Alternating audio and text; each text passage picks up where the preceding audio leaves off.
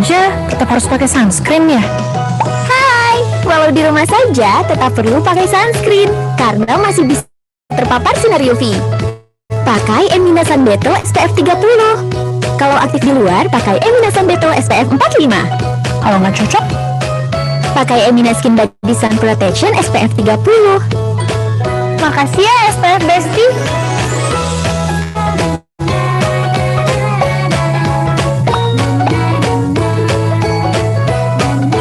Emina Sunscreen SPF Bestimu.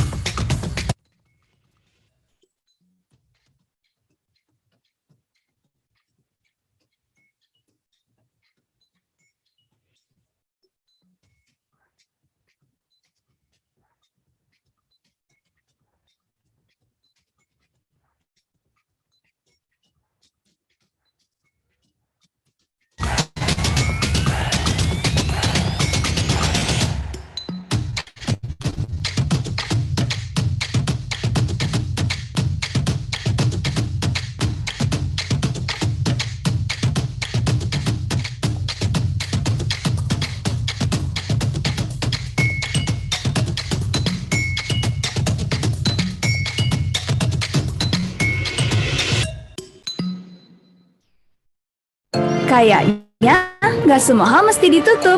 Let's open Emina Poppin' Mat to pop in the world. Pop in your colorful imagination. Emina bestseller. 12 hours spread love. From 7 a.m. to 7 p.m. Transfer-proof formula. Bring out positivity. Pop in your creativity with your bestie. Be positive. Baru Emina Poppin' Mat. Warna serunya ringan dipakai dan tahan lama. Always pop, never flop. My beauty bestie.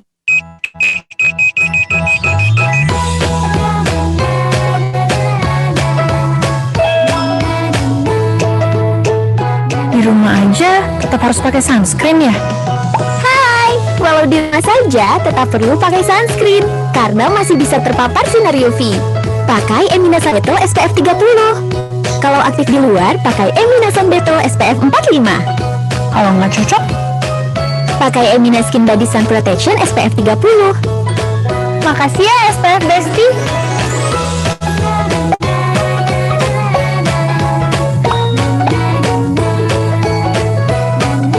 Emina Sunscreen SPF Bestimu.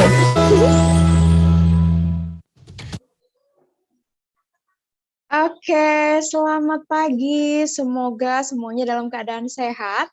Selamat datang di workshop seni, desain aplikatif, dan literasi digital untuk kesiapan kerja yang dipersembahkan oleh Genera Art, featuring Indonesian Contemporary Art and Design, dan didukung oleh The Walt Disney Company dan Amana Cosmetics. Kembali lagi bersama aku, Aya, as your MC for today. Pertemuan ke-8 kali ini adalah pertemuan terakhir di rangkaian workshop ini. Kali ini topiknya adalah fungsi desain artistik sebagai penghidup suasana ruang publik dan film. Aku ingin berterima kasih kepada serombongan yang hadir pada pertemuan kali ini, ada dari SMK Yake dan juga SMK N1 pada Herang, SMK Pangeran Wijaya Kusuma, SMK Mutiara Ilmu, SMA 3 Tegal, dan juga Bapak Ibu Guru dan mahasiswa-mahasiswi dari seluruh Indonesia yang bergabung di pertemuan kali ini. Nah, sebelum kita masuk ke pertemuan kali ini dengan pemateri kita, aku akan mengenalkan hari ini tim yang bertugas adalah aku, dan juga di sini ada Kak Ayu, dan juga ada Kak Nanan.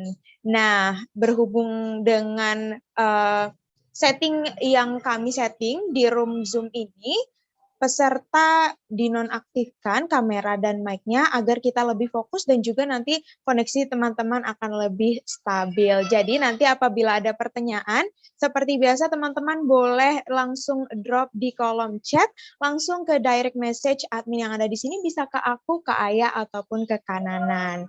Oke, aku juga akan mengingatkan bahwa nanti di akhir acara akan ada link absensi yang diberikan melalui kolom chat. Jadi teman-teman diharapkan untuk mengikuti pertemuan ini hingga akhir. Dan juga kami menyediakan 10 goodie bag untuk teman-teman yang paling aktif serta pertanyaan terbaik. Baiklah kalau begitu, sebelum kita memasuki pemaparan materi dari pemateri kita hari ini, aku akan terlebih dahulu mengenalkan moderator kita seperti biasa. Hari ini kita akan dipandu oleh Miss Tita. Nah, mungkin teman-teman yang sudah mengikuti pertemuan ini dari awal hingga akhir sudah kenal ya. Tapi karena setiap pertemuan selalu ada peserta baru, jadi aku akan kembali mengenalkan moderator kita terlebih dahulu. Moderator kita kali ini adalah Miss Tita Jumario atau Kak Tita Jumario, yang mana adalah pendiri Ganara Art dan Seni untuk Indonesia. Beliau mendirikan Ganara Art sejak tahun 2013 sebagai platform edukasi seni Indonesia yang bergerak dalam kepemimpinan dan industri kreatif yang sudah berjalan ke 25 kota dan menjangkau puluhan ribu penerima manfaat di seluruh Indonesia.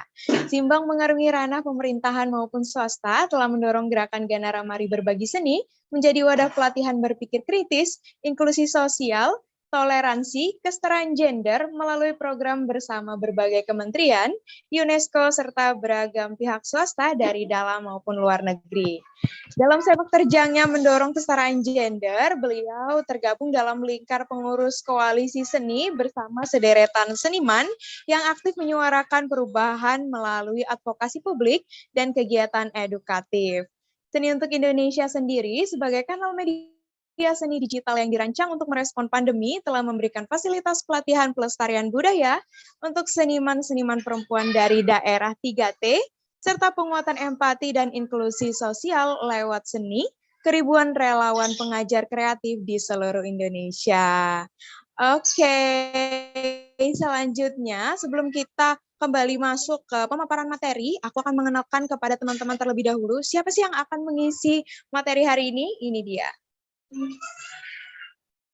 Mas Adrianto Sinaga, lahir di Pematang Siantar, Sumatera Utara, 6 November 1970. Wah, masih November ini Mas Anto, happy birthday.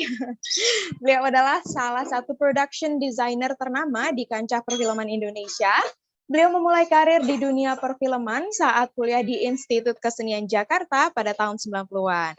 Beliau juga banyak terlibat dalam desain panggung untuk bermain di kampusnya selama periode waktu itu dengan beberapa direktur panggung di Institut Kesenian Jakarta. Di tahun 2021, beliau memulai film fitur pertamanya sebagai desainer produksi yang berjudul Ada Apa Dengan Cinta. Wah, teman-teman pasti tahu ya film ini. Yaitu adalah salah satu film box office teen lead Indonesia yang cukup terkenal.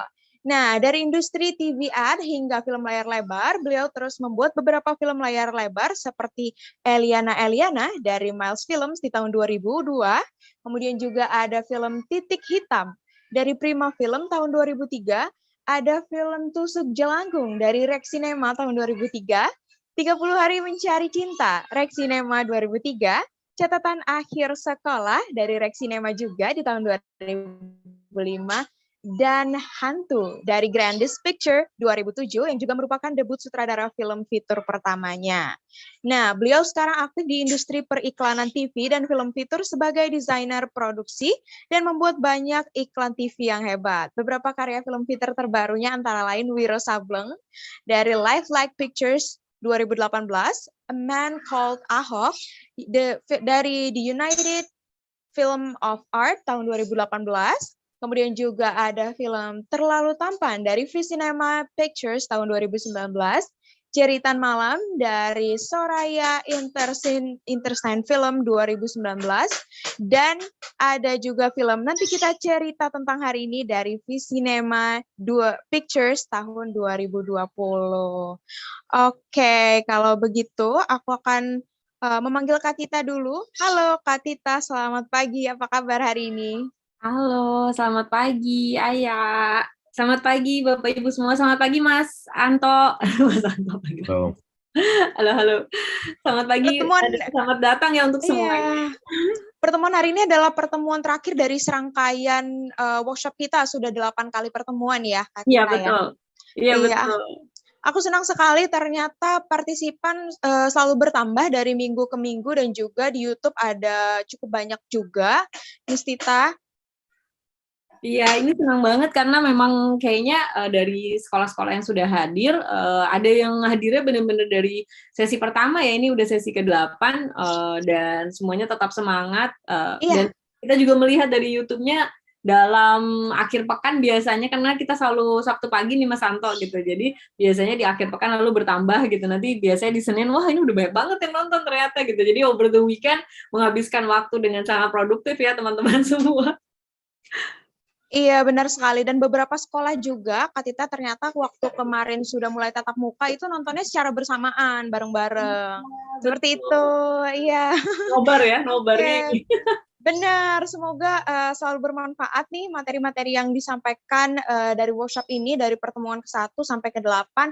Kalau begitu, Kak Tita, selanjutnya aku akan menyerahkan ke Kak Tita untuk memandu sesi dengan Kak Anto. Silakan, Kak Tita.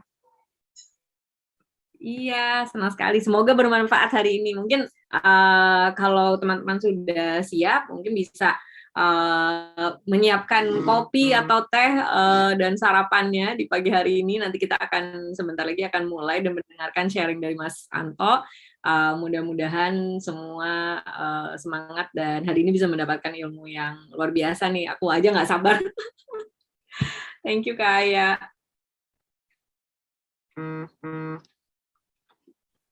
Oke. Mungkin sesudah ini bisa aku panggil Mas Anto kembali, boleh silahkan Mas Anto kalau ada yang ingin di-sharing. Kita kemarin sempat ngobrol-ngobrol ya, sedikit, sebentar banget. Kita ngobrolnya malah pas lagi pembukaan Indonesian Contemporary Art and Design ya Mas ya. Kebetulan Mas Anto sendiri juga berpameran di situ dan melihat karyanya, memang bisa melihat sebenarnya perjalanannya seperti apa gitu. Mungkin tanpa berlama-lama lagi, silahkan Mas Anto, apabila memang ada yang hendak di-share, aku serahkan kepada Mas Anto. Silahkan Mas. Oke. Sebenarnya sih kayak judulnya kita nih apa, fungsi tata artistik untuk ruang publik dan apa, film. Sebenarnya sih mungkin lebih ke film aja aku ngomongnya. Kalau publik itu lebih arsitek ya. Kalau kita ngomongin tata artistik dalam film kan sebenarnya itu sebenarnya gimana ngedesain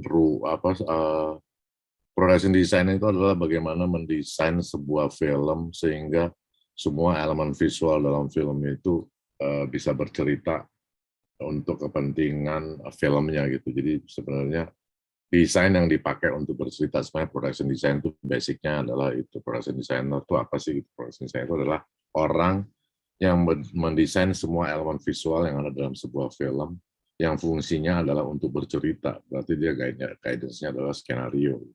Sebenarnya sih fungsinya yaitu kalau kita ngomongin film ya, jadi kayak misalnya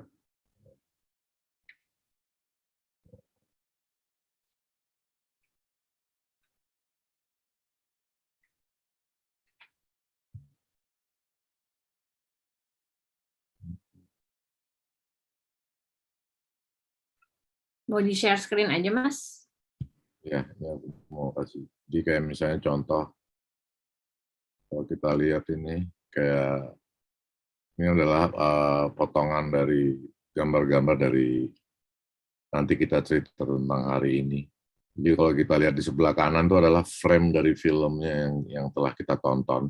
Itu kalau kalian lihat ada tempat, ada kamar, ada ruang ganti pertandingan renang, ada kantor bapaknya, ada airport gitu ya. Nah, ini semua adalah tugas seorang production designer untuk mendesain semua visual yang ada dalam cerita. Nah, yang sebelah kiri adalah sketsa, basic sketch-nya. Ketika pertama kali saya menerima skenario, kemudian saya berusaha untuk menerjemahkan apa yang ada di dalam skenario itu menjadi sebuah visual.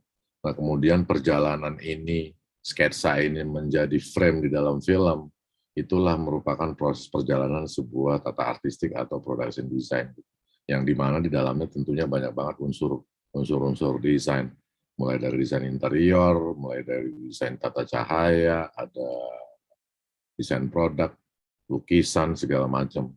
Jadi sebenarnya kalau kita ngomongin production design, ya production design adalah bidang yang mendesain sebuah visual film, mulai dari hal-hal yang kecil sehingga hal-hal yang paling kompleks yang ada dalam film, yang kita lihat dalam sebuah film. Jadi kayak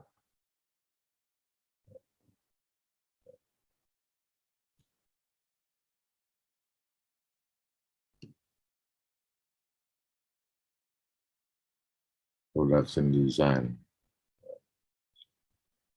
Mungkin bisa di play gitu mungkin ya Mas ya. Kalau di play dia jadi bisa kebuka satu-satu gitu, agak susah. Nggak apa-apa, begini juga nggak apa-apa Mas. Kelihatan kok. Jadi kalau kita lihat nih, production design adalah bidang dalam produksi film yang bertanggung jawab mendefinisikan dan mengatur semua aspek elemen visual dalam sebuah film. Orang yang bertugas melakukan production design dalam film disebut production designer.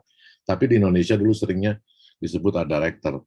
Tapi kemudian istilah art director itu mulai lebih banyak dipakai, karena banyak dipakai. Jadi kalau di Amerika dulu tuh, istilah production design itu sebenarnya muncul ketika kompleksitas dalam membuat sebuah film itu nggak sekedar hanya membuat setting gitu.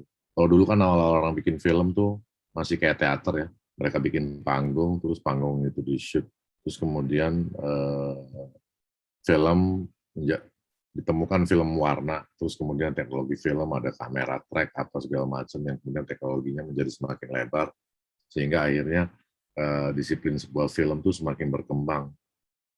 Jadi semakin banyak hal-hal yang harus dipikirkan sehingga muncullah istilah production design. Itu kalau pernah tahu ada film namanya Gone with the Wind, sebenarnya Gone with the Wind itu di Amerika adalah film yang pertama kali memakai istilah production design, di mana film itu mulai dari cerita, kemudian dibikin storyboard, bahwa semua rangkaian gambar yang ada dalam film itu memang didesain satu persatu. Mulai dari gerakan kameranya, terus gimana framingnya, itu semua didesain satu. Dan tugas production designer adalah untuk mendesain semua unsur elemen itu satu persatu, sehingga dalam bercerita, dia nyambung dengan apa yang ingin diceritakan. Jadi production design itu seperti arsitek dari sebuah elemen visual, yang semua elemen visual yang ditampilkan dalam sebuah film. Kurang lebih itu sih kalau kita ngomongin production design.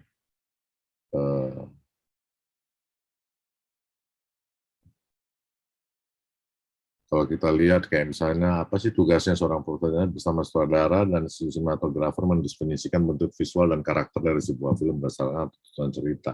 Kayak misalnya kalau kita bikin film drama dan film horor, pasti secara visual desainnya berbeda. Nah, itu tugas seorang production designer untuk mendefinisikan kayak apa kira-kira bentuk gambar yang ada di sana.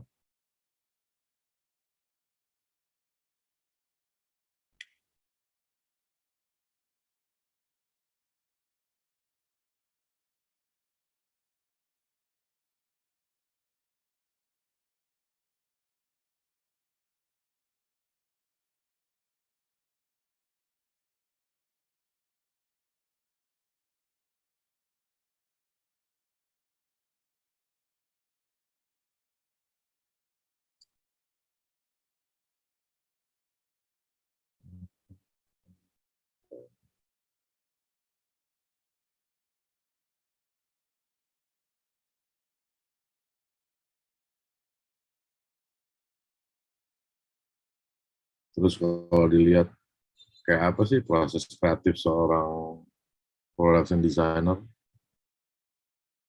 Aku agak susah ya, aku mau jelasin yang mana, aku banyak banget soalnya yang... Nggak apa-apa, Mas. Waktunya panjang kok untuk dijelasin. Kalau misalnya mau jelasin. Soalnya kan memang ini sebenarnya sesuatu yang cukup baru ya, kalau misalkan untuk dipelajari oleh anak-anak dan Bapak Ibu guru yang sudah hadir gitu. Jadi kalau misalnya memang mau menjelaskan lebih detail juga monggo, Mas. Karena pasti mereka bosan kalau aku jelasin teori soal apa asal muasal production design itu pasti anak-anak ini pada bosan gitu. Nggak apa-apa. Ya aku lebih senang kalau misalnya ada yang bertanya terus aku jelasin gitu. Oke. Jadi lebih Mungkin daripada mungkin bisa sharing sedikit lagi aja sih tentang kalau misalkan apa yang udah dilakukan aja sih Mas Anto. Mungkin boleh share yang tadi slide yang pertama gitu. Tadi kan agak terlihat juga tuh kalau production design mungkin bisa menjelaskan khususnya di film yang tadi atau misalkan ada maksudnya bagaimana sih caranya gitu ya untuk menciptakan suasana di situ gitu ya misalnya di film-filmnya Mas Anto sendiri gitu.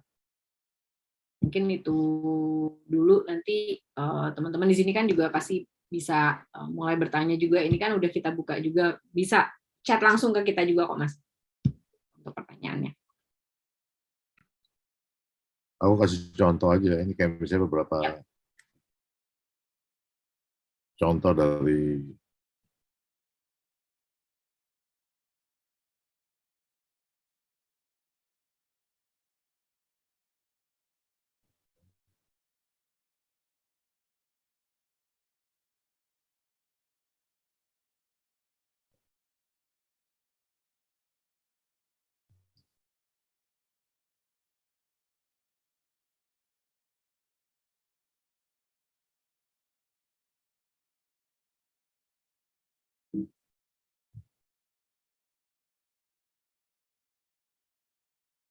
apa ya?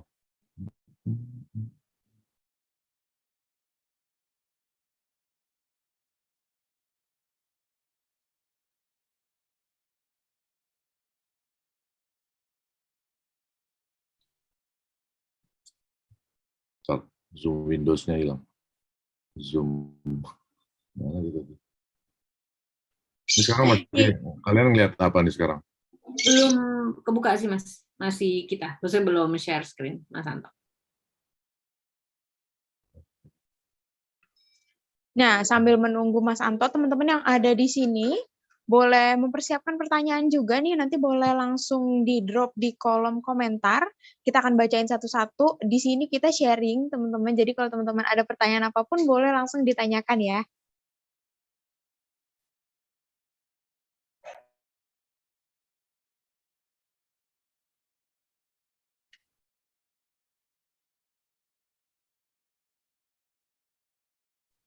Oke, udah kelihatan, Mas.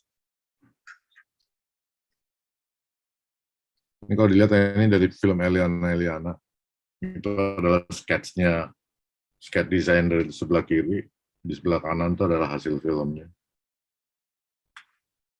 Ini masih pakai pen. Terus ini dari film horor Pasal 13, itu adalah gambar yang di sebelah kiri adalah gambar desainnya, sebelah kanan adalah gambar hasil filmnya.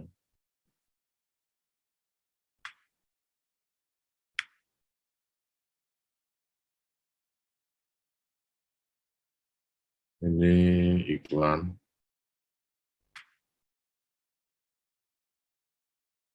Jadi selain ngedesain, seorang production designer juga mengeksekusi semua technical aspek dari sebuah film.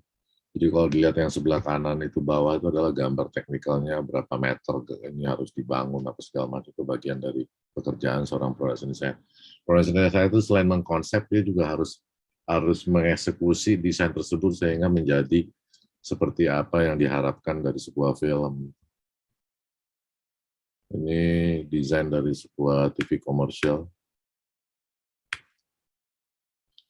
Buruan benerin komputer gue, cepetan lo, ntar malam gue nonton konser. Nah, hidup mesti lebih balance, man. Gak kayak lo, ya nggak? Gitu dong, gaul, men.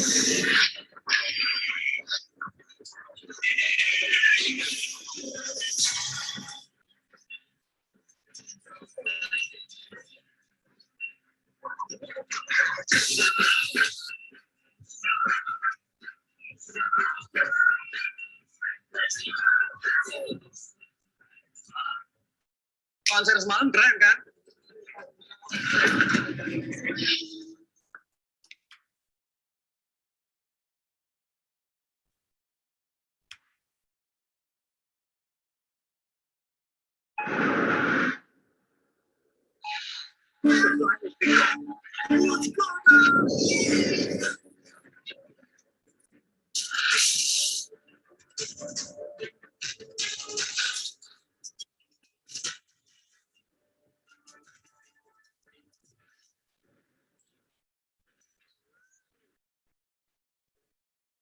Obat mah yang tahan lebih lama. Promo double action dengan aksi ganda, nyaman lebih lama.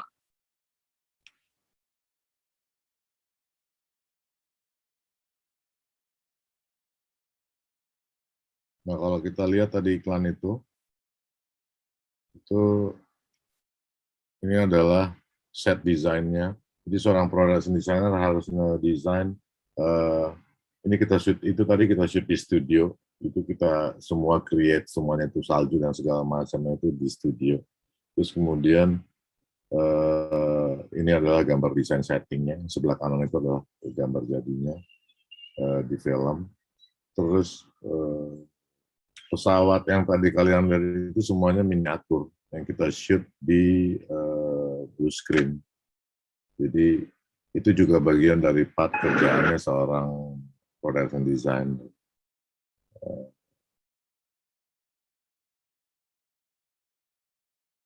Jadi kayak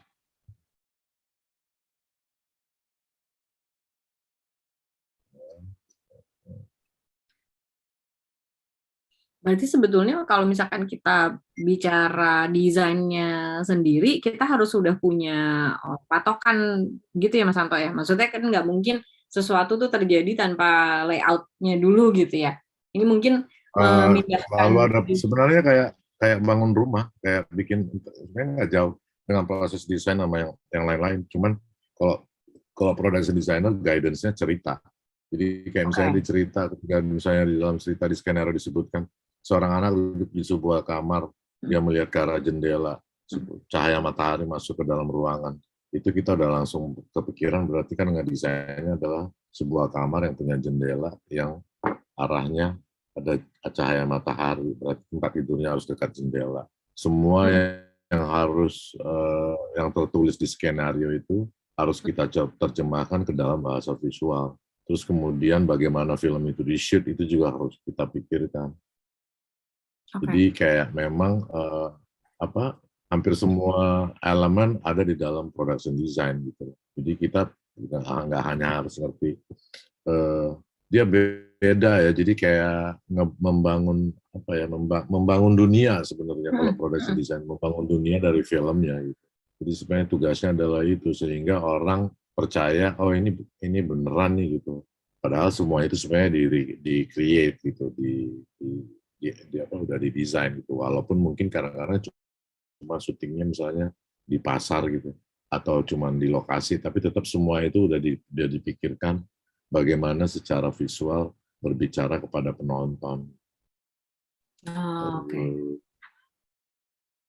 Nah, kalau misalkan kita bicara secara singkat aja gitu Mas, ini kan soalnya banyak nih yang ini kebetulan SMK Negeri 1 Padaherang nih nobar di sekolah rame-rame kumpul mau lihat Mas Anto. Nah ini kayaknya memang mereka mungkin anak-anak dan Bapak Ibu guru di sini juga penasaran juga nih Mas Anto, sebetulnya kalau misalkan kita bicara step by step-nya gitu ya, gimana sih caranya step by step mendesain sebuah scene. Kalau tadi kan sebetulnya yang sudah kita lihat kan perbandingannya antara sketsa lalu menjadi sebuah adegan gitu ya. Nah, jadi mungkin apa dulu nih yang harus dilakukan gitu?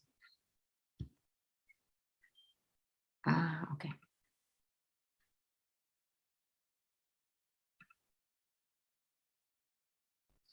Jadi kalau dalam film itu ada namanya screenplay, itu adalah skenario. Ketika seorang production designer menerima skenario, apa yang harus dia lakuin? Sebelum, misalnya kamu menerima cerita tentang perang tahun 1945, perang kemerdekaan. Berarti sebelum kamu mulai ngedesain, apa yang kamu lakukan? Research. Tahun 1945 itu, tahun 45 itu seperti apa sih? Rumah seperti apa? Perangnya di mana? Senjata itu kayak apa? baju orang kayak apa, ya kan? Terus kemudian setelah research, apa researchnya apa story. Story adalah meresearch cerita yang akan kamu kerjakan. Yang misalnya cerita yang mau kamu kerjakan adalah tentang perang. Berarti kamu harus belajar historinya perang di tahun itu. Kemudian ada lagi research apa karakter, siapa karakter-karakter yang main di film itu. Ada perempuan, ada ibu-ibu, ada anak dan ibu, ada anak dari kampung yang pergi ke kota kah atau apa. Terus kemudian apa style dari film itu dan genre-nya kayak apa. Itu yang disebut research. Kemudian dari research itu kita muncul namanya disebut basic idea. Basic idea itu adalah bagaimana kita meng-approach, visual approach terhadap film. Dari situ kamu akan ada inspirasi atau influence. Misalnya ada inspirasi, kamu, oh gue pengen bikin filmnya ini lebih anak muda atau pengen lebih klasik. Terus ada yang namanya personal idea. Personal idea lah ada apa yang kamu suka as a designer. Terus kembali disebut overall look. Overall look itu adalah itu yang disebut secara keseluruhan look film itu mau kayak apa. Itu adalah tugas seorang production designer untuk jadi satu kesatuan.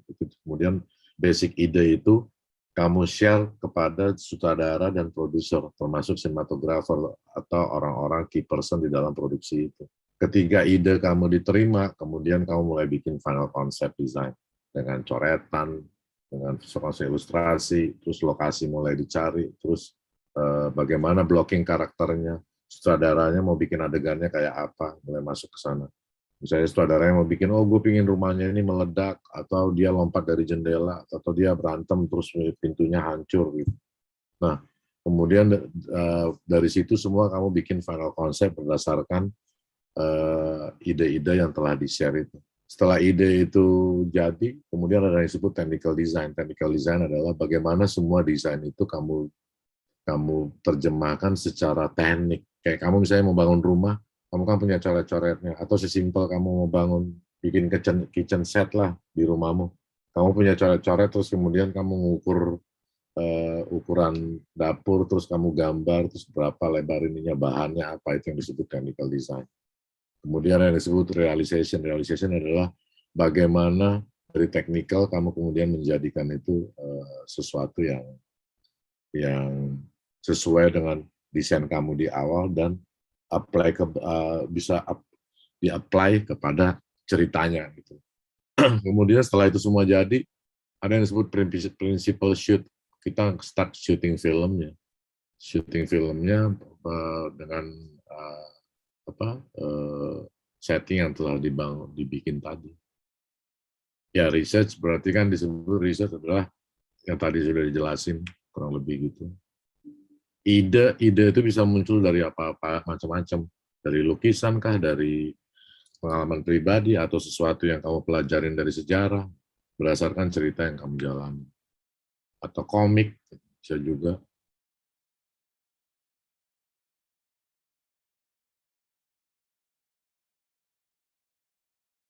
Oke.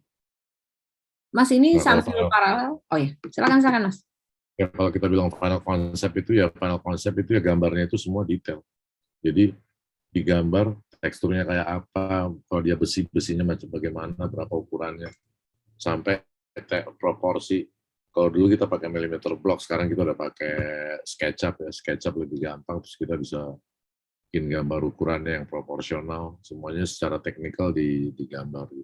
Terus warnanya apa, di mana range warnanya, dan ini semua adalah hal-hal teknik yang sebenarnya pada akhirnya tujuannya adalah bercerita, dan yang paling penting tetap adalah bagaimana rasa yang ada di skenario itu bisa divisualkan melalui proses teknis tadi, tapi tetap ada jiwanya.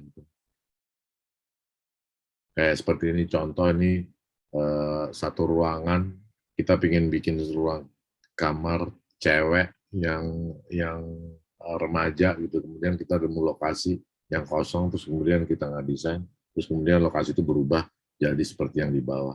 Dari lokasi kosong yang nggak ada apa-apa, kita create menjadi sebuah ruangan yang kemudian bercerita untuk filmnya. Kayaknya gambarnya belum kelihatan deh, Mas. Masih tulisannya masih yang screenplay research basic idea. Mungkin dia telat. lagi di Oke. jalan. Siap-siap. Udah datang? Sampai belum? Belum. Kadang-kadang ini sih mesti stop share dulu, nanti share ulang gitu kadang supaya gitu. Oh ini nih udah. Yang design drawing and visual concept. Wow. Keren banget, Mas. Ini berarti yang set TV, ini boleh dibesarkan ya, yang space, aku nggak kelihatan lagi. TV komersial ya, kalau nggak salah. Yang sebelum tulisan final concept design, sesudah ya, sorry. Ya. Nah, Ya, next-nya ini ya itu maksudnya ini final concept design itu yang disebut final concept design itu dari ide yang tadi sketsa dan sebagainya itu kemudian digambar secara teknikal. Kalau kamu misalnya mau bikin ada material besinya itu teksturnya kayak apa, ukurannya berapa, secara proporsional dia berapa, terus kayak lokasinya di mana, kalau ada lokasi terus lokasi itu kemudian ruangnya diukur terus diganti kayak jadi kayak apa, terus semua itu terukur gitu. Seperti desain interior aja. Terus warnanya apa, terus stylenya mau bagaimana, itu semua dipikirkan sampai tekstur lantai dan sebagainya. Itu disebut technical design. Jadi semua yang udah dikonsep itu secara teknikal dipikirkan supaya dapat seperti yang mau dimauin ide dasarnya. Tapi pada akhirnya tetap cerita itu harus tersampaikan juga. Nah ini misalnya contoh ruangan yang kosong kemudian dijadiin kamar. Terus ini bisa kita lihat perbedaan perjalanan, kayak misalnya ini di sebelah kiri adalah ruangan yang ini kita punya desain, terus ada range color-nya, terus kita ngelihat gimana range color itu di-apply ke dalam sebuah desain ketika dia menjadi frame di dalam film, yang disebut final set. Ada lokasi, set design, atau final set.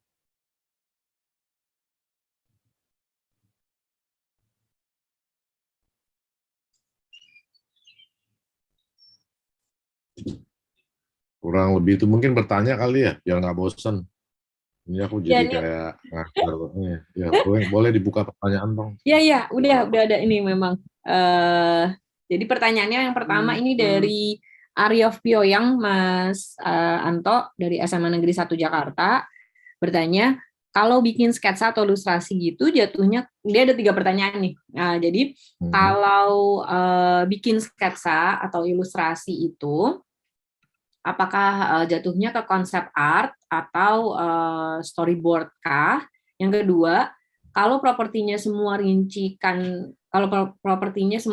dengan cermat, nanti bisa nggak sih terjadi jatuhnya jadi theatrical gitu, ceritanya jadi mungkin realistisnya jadi agak takutnya mungkin nggak sih terjadi jadi agak kurang luas gitu, Mas. Realistisnya agak sayup karena lebih teatrikal gitu ya. Dan yang ketiga, Kak Adrianto sendiri lebih memilih research dulu atau blueprint story-nya dalam basic idea? Pertanyaan ketiga dulu ya. Jadi apa dia bilang, milih research dulu atau basic idea? Basic idea itu selalu datangnya dari research. Nggak mungkin kamu punya basic idea kalau kamu nggak ada research. Jadi apapun, jadi kalau sama kayak misalnya kamu punya dapat kayak contoh, kamu dikasih tugas di sekolah, coba kamu bikinkan sketsa tentang pasar. Kalau kamu nggak pernah lihat pasar, bagaimana kamu punya ide untuk bikin sketsa tentang pasar, ya kan? Berarti kan kamu harus research dulu pasar tuh kayak apa sih? Kamu jalan-jalan ke pasar. Terus dari jalan-jalan ke pasar, terus kamu lihat, oh angle yang paling bagus untuk mensketsa pasar ini adalah dari pojok sebelah sana. Akhirnya lo memilih satu spot untuk lo bisa membuat sketsa yang menurutmu paling bagus secara ide. Jadi basic ide itu selalu muncul dari research. Terus kalau di film, ketika kamu punya cerita itu kan pasti kamu harus research. Kayak misalnya Ada Pelangan Cinta, cerita tentang anak SMA. kamu harus tahu anak SMA tuh kayak apa sih kehidupannya. Sekarang anak SMA tuh dengarnya apa lagunya, mereka mainnya di mana, kalau mereka jajan makanannya apa ya. Karena itu hal-hal yang mempengaruhi ide yang akan kamu yang akan kamu cari. Kayak misalnya kalau kamu tiba-tiba disuruh menggambar kamar seorang karakter, pasti kan kamu harus riset dulu karakternya ini siapa. Siapa orang ini, apa yang dia dengerin, musik apa yang dia denger. Jadi kalau misalnya warna apa yang dia suka, dari 3 hal itu aja kita udah bisa menggambarkan kurang lebih kamarnya kayak apa. Misalnya dia suka Gun and Roses apa sekarang. Misalnya dia suka Blackpink. Wow. Misalnya dia senang, ada cewek suka Blackpink, dia suka warna hijau, terus dia senang sport. Nah dari tiga hal ini, kamu udah bisa kurang lebih menggambarkan ide kamarnya kurang lebih kayak apa. Itu yang disebut dari research, kamu kemudian menemukan basic ID. Terus kemudian pertanyaan berikutnya soal, mungkin jadi kaku nggak kalau misalnya semua itu theatrical. Sebenarnya film itu justru meng-create sesuatu yang harusnya ketika dia jadi film, kelihatannya kagak diatur, tidak diatur. Ini sama seperti kamu contoh kalau kamu lihat kalau kamu lihat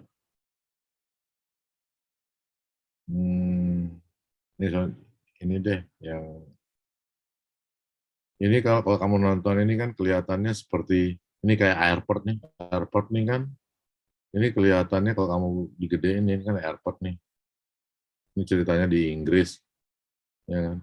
Ini semua didesain, ini syutingnya di UMN, Universitas di lobbynya UMN ini syutingnya. Nah ini semua didesain. Jadi sebenarnya balik lagi kalau ditanya apakah semuanya nggak jadi, ini kayak rumah-rumah, ini semua rumah kosong, tapi kelihatan kayak rumah. Itu makanya diperlukan desain yang detail untuk membuat dia serealistik mungkin gitu. Ada frame foto di sana, ada foto keluarga, dan ini semua dibikin sessionnya untuk mereka berfoto. Jadi kalau misalnya kalau dibilang apakah nggak takut, itu sebenarnya balik lagi bagaimana kita mengaplikasikan apa yang kita desain itu. Ketiga itu terlalu teatrikal dan terlihat kaku dan nggak realistik, berarti si production designer-nya tidak berhasil menerjemahkan skenario-nya secara realistik. Gitu. Jadi itu bukan karena justru desain itu membuat detail-detail itu tercapai gitu secara realistik. Gitu. Itu pertanyaan. Jadi kalau misalnya ada ketakutan nggak bakalan jadi nggak realistik entar, ya justru tugasnya seorang production designer adalah membuat semua desain itu terlihat seperti tidak didesain. Itu. Terus pertanyaan apa lagi? Tadi kalau bikin sketsa atau ilustrasi gitu jatuhnya ke konsep art atau storyboard?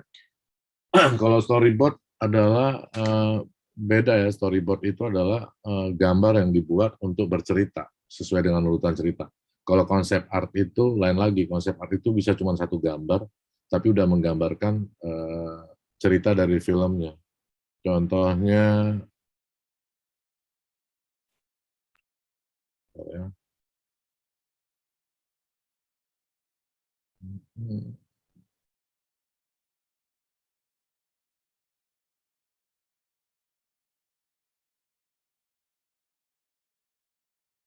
jadi storyboard sama konsep art itu beda, itu dua hal yang berbeda.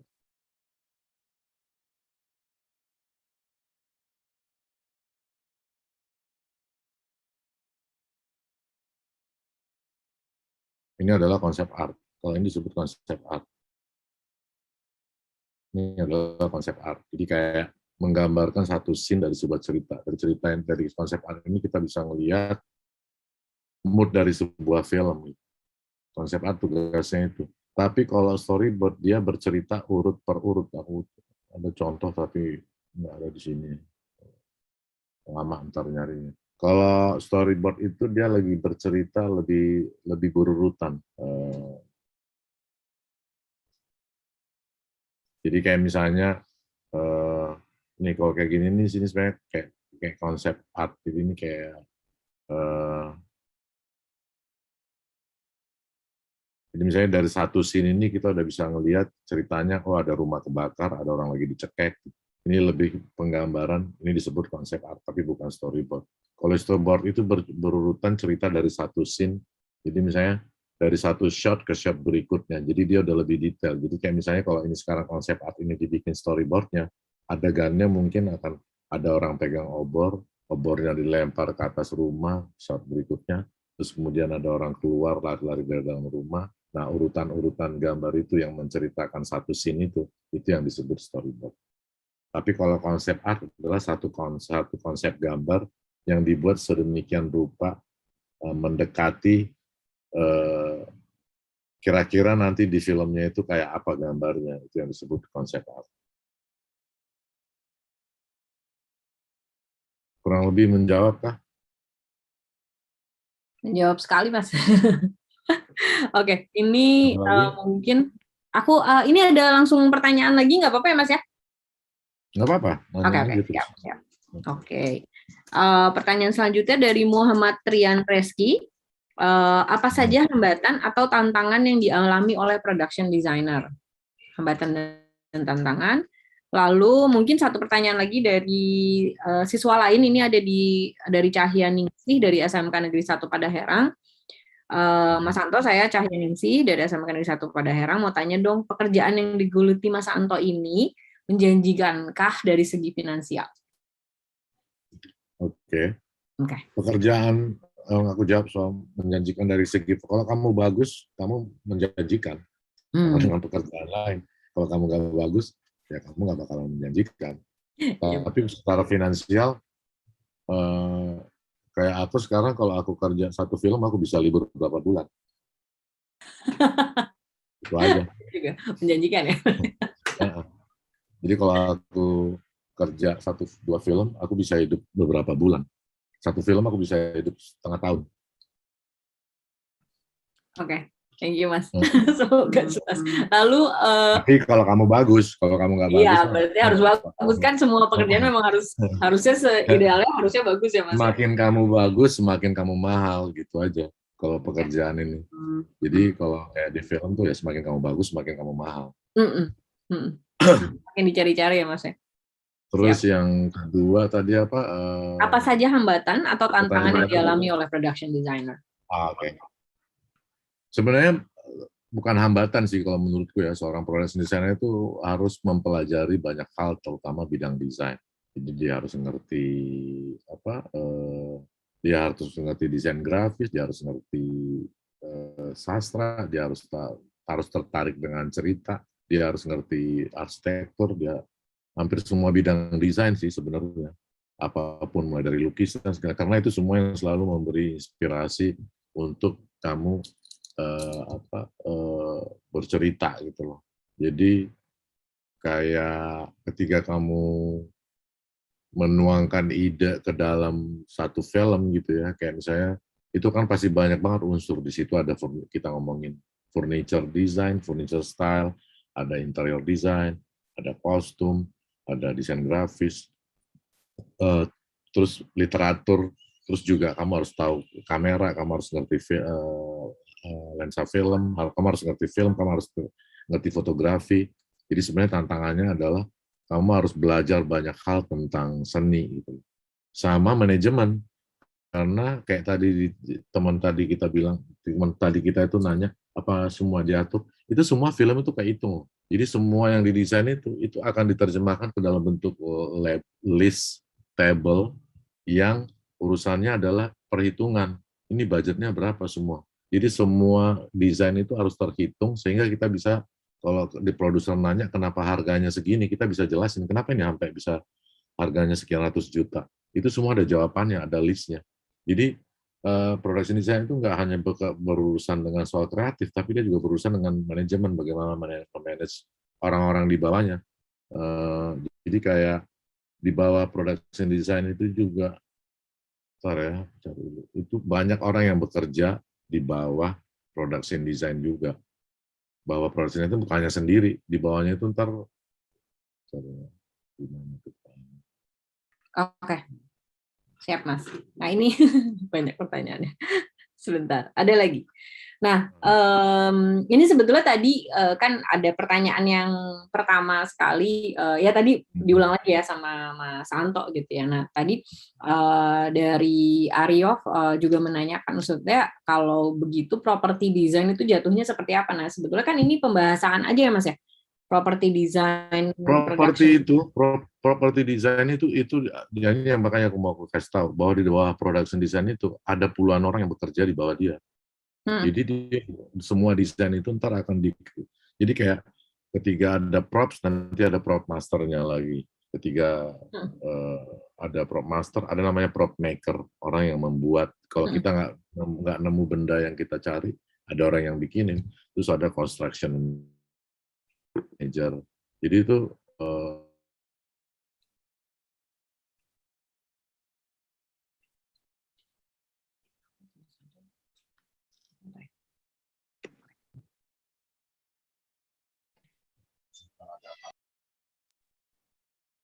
Mas Anto tadi sepertinya freeze, mungkin boleh diulang lagi sedikit tadi. Jadi di bawah production design itu banyak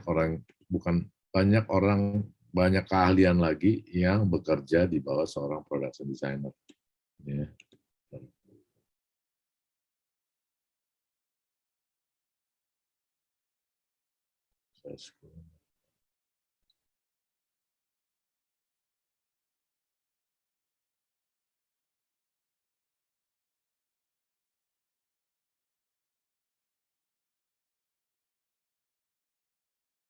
Ini kalau kita lihat nih, ini adalah kayak kita lihat nih, lihat nggak? Kelihatan nggak?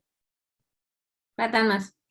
Nah ini kan ada produser, sutradara, kemudian di bawah ada direktur fotografi, itu departemen kamera ya. Kalau kita lihat head of department. Jadi dalam bikin film itu adalah kerja kolaborasi.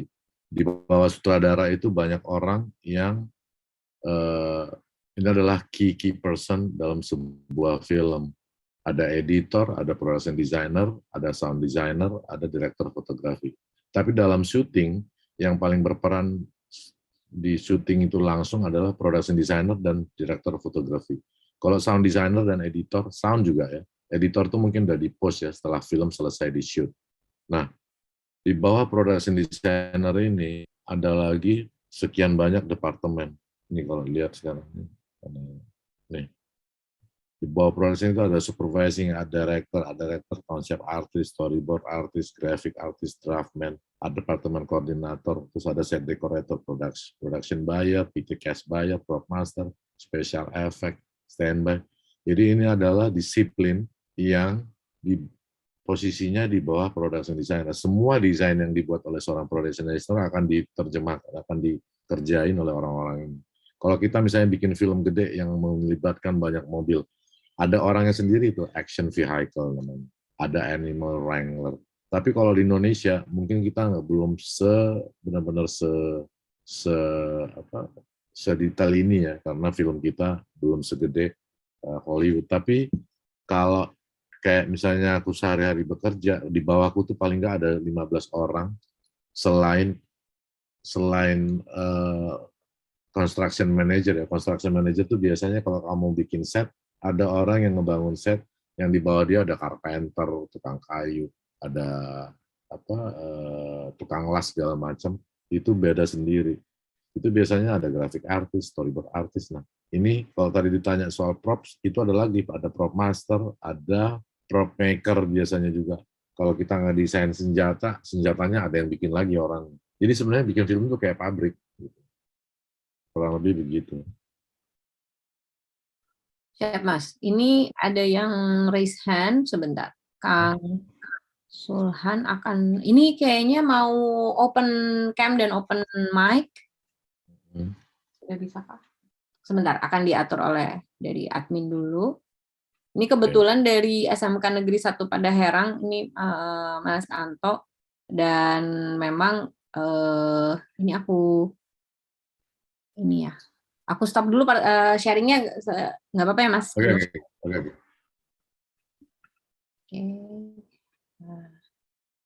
Oke, ini silahkan Kang Sulan, apakah sudah bisa on mic? Sudah bisa mestinya. Nah. Oke, silakan. Nah, ini lagi nobar ini, Mas Anto. Wah, keren banget. Wah, pakai layar besar. Halo, silakan di-unmute, Kang Sulhan, belum kedengeran suaranya. Ini ada siswa yang mau nanya, Mas.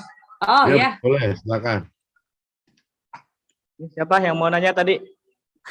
Oh. Mic-nya, biar kedengeran. siap.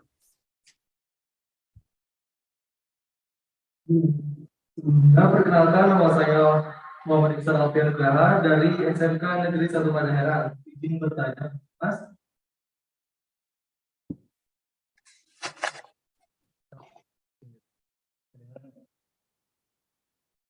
Kalau lulusan SMK bisa seperti Mas nggak? Atau harus kuliah dulu? Boleh diulangi? Kalau lulus SMK bisa nggak jadi production designer, apa harus kuliah dulu, gitu ya? Bertanya,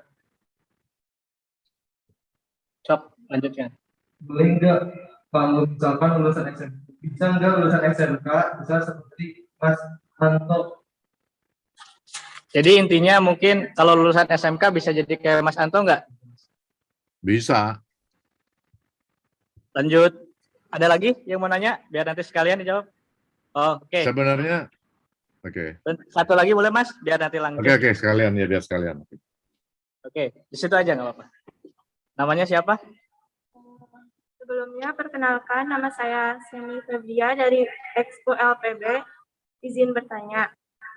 Saya lihat kan di belakang Mas Anto banyak buku ya. Kalau boleh tahu, di antara buku itu yang pertama kali menginspirasi Mas Anto hingga sekarang, yang mana sih? Ya. Semuanya. Oke. Makasih, Mas. Oke. Makasih, Sulhan. Boleh silakan, mungkin yang pertama dulu ya, Mas Anto. Tadi kan nanya ya, maksudnya apakah lulusan SMK bisa? Ya bisa, tapi tentunya dengan kerja keras ya, karena maksudnya kayak saya juga dulu sebenarnya kuliahnya bukan tata artistik sebenarnya. Saya dulu tuh kuliahnya kriya kayu, desain kayu. Dulu saya belajarnya itu di seni rupa, desain kayu. Cuman karena dulu kalau belajar di seni rupa itu kita dapat semua mata kuliah, warna, sketsa, gambar, dan sebagainya. Jadi basicnya saya udah punya untuk terus kemudian terjun jadi production designer. Sebenarnya kalau misalnya bisa kuliah lebih bagus, ambil jurusannya tata artistik dalam film. Kalau di Indonesia itu di KJ ada Institut Kesenian Jakarta, terus kalau nggak salah di ISI Jogja mungkin ada juga kalau nggak salah. Tapi yang penjurusannya benar-benar penjurusan tata artistik yang saya tahu itu yang lebih spesifik itu di IKJ. Tapi kalau ditanya apakah bisa lulusan SMK, bisa. Asal kamu belajar banyak, belajar keras, dan mungkin terjun langsung di bisnisnya juga bisa langsung terjun kerja gitu ya. Nah ini sekarang SMK-nya nggak tahu nih, SMK jurusan broadcast atau enggak. Kalau jurusan broadcast kan mestinya udah lebih dekat ke film ya gitu. Jadi kalau ditanya bisa apa nggak bisa, mestinya bisa gitu. Tapi tentunya dibanding yang kuliah, perjalanannya akan harus lebih jauh gitu, harus lebih kerja keras, banyak baca buku. Kalau tadi ditanya dari buku yang di belakang ini yang paling menginspirasi, sebenarnya hampir semua sih. Tapi sebenarnya kalau di bidang tata artis itu yang banyak menginspirasi itu sebenarnya buku-buku fotografi dan buku lukisan, selain tentang filosofi ya. Tapi maksudnya sebenarnya kalau dibilang ya semuanya sih, semua buku-buku itu memang selalu menginspirasi gitu. Jadi memang kalau kayak bidang production design itu karena luas banget ya, jadi luas dalam artian setiap kali ngerjain satu film ke film berikutnya itu yang dihadapin itu selalu beda-beda. Jadi memang pengetahuan yang luas tentang banyak hal itu diperlukan. Kayak misalnya kalau pas bikin terlalu tampan, misalnya bikinnya tentang cerita remaja, terus tiba-tiba kamu harus bikin satu film kemudian berikutnya tentang Wiro Sableng yang ceritanya lebih klasik dan lebih zaman dulu. Itu kan kamu berarti kan perlu pengetahuan yang berbeda dan beragam gitu. Jadi ya gunanya fungsinya kita baca buku dan pengetahuan kita tentang banyak hal itu ya itu. Gitu. Kurang lebih itu sih jawabannya. Terima kasih banyak Mas Anto. Ini keren banget pertanyaannya tadi. Nah kalau jadi berarti bukunya semuanya menginspirasi ya Mas ya? Itu bukunya banyak banget di belakang. Ya sebenarnya sih ya semua. Jadi kayak misalnya memang kerjanya itu kayak misalnya dalam satu kerjaan itu pasti ada beli buku kalau dulu ya. Kalau sekarang kan udah banyak. Apalagi zaman dulu belum ada internet ya. Jadi modal itu ya buku emang. Iya. Jadi kalau anak sekarang kan lebih enak ya. Kalau zaman kita dulu kuliah nyarinya di perpustakaan, fotokopi. Betul. Nah, jadi memang buku modalnya. Jadi kayak misalnya kayak waktu kerjain Wiro gitu ya. Kayak selain memang research kayak pergi ke kampung-kampung untuk motret rumah gitu ya atau motret-motret rumah-rumah Sunda, itu juga mau nggak mau beli buku arsitektur Sunda terus pelajarin oh ternyata arsitektur zaman dulu tuh begitu.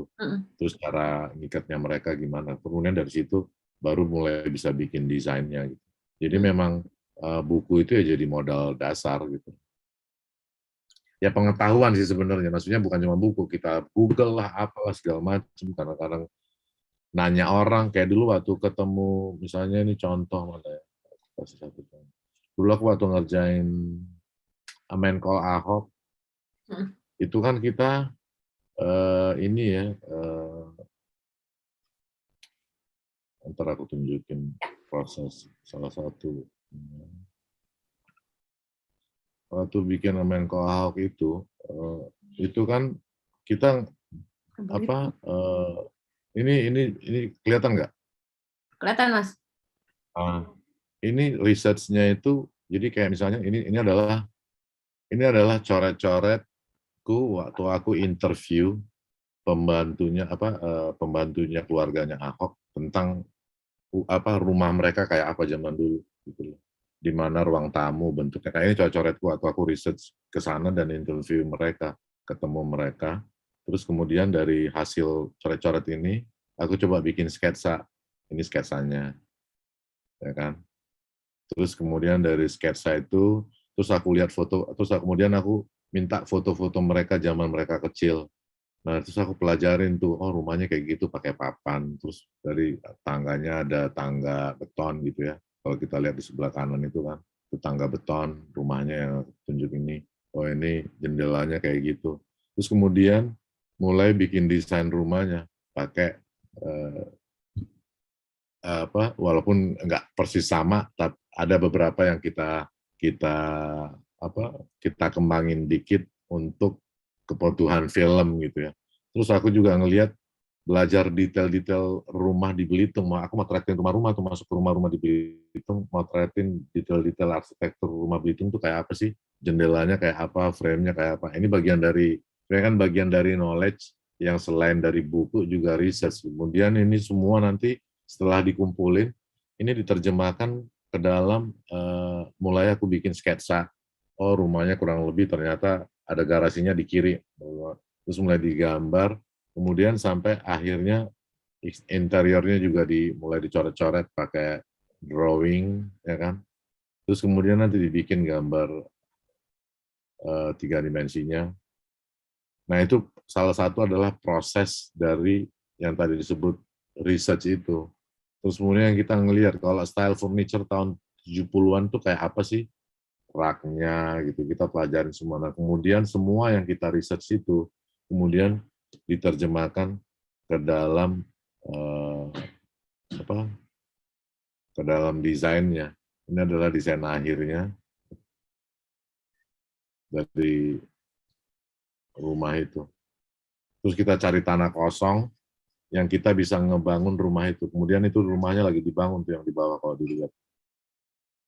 Jadi rumah yang kalau ada yang nonton film Menko Ahok itu rumah itu dibangun. Nah ini rumahnya setelah jadi. Ini adalah set yang kita bangun based on research yang tadi itu perjalanannya sampai akhirnya jadilah set rumah ini. Gitu kurang lebih. Jadi itu makanya kenapa perlu buku itu tadi ya karena buat itu. Jadi bukan hanya sekedar. Jadi kamu tahu ada buku arsitektur, ada buku tentang warna, ada buku tentang mencampur warna, ada macam-macam, ada buku fotografi, ada buku tentang landscape, tentang taman gitu. Bahkan ada buku tentang jenis-jenis bunga gitu misalnya. Ada lagi pertanyaan? Ada banyak. Ini kayaknya Mas Aryof nih belum belum puas. Ada satu pertanyaan singkat aja dari Mas Aryof mengenai budgeting nih, Mas Anto. Oke. Apakah Mas Adrianto pernah berani spend budget atau coba budgetnya dihematin banget gitu, kayak banget? Kalau aku sih biasanya budgetnya. Gimana nih kalau koordinasi? Biasanya aku sesuai dengan tuntutan kreatif dari filmnya. Jadi aku bisa argue sama produser. Aku pernah kok dulu duitnya nggak cukup, terus akhirnya produsernya nambah duit karena reasonnya jelas. Aku bilang ini untuk ide kreatif ini, kalau idenya kamu hemat-hemat, justru sayang. Sebaiknya kamu nambah duit. Akhirnya duitnya ditambahin. Jadi biasanya sih semua, jadi kayak misalnya nih kayak sekarang nih yang kita desain ini ya, ini walaupun desain seperti ini semua dihitung di atas kertas, dan ini nanti ada ada hitungan budgetnya. Terus kemudian construction manager biasanya yang ngebangun setnya kan ada construction. Dia nanti nulis invoice-nya dikirim ke jadi kayak memang kayak udah kayak ya kayak, terus nanti kalau ada mobil desain itu semua dihitung budgetnya, ada nanti hitungannya itu nanti dia akan jadi kalau ada tabelnya, kita tabel apa,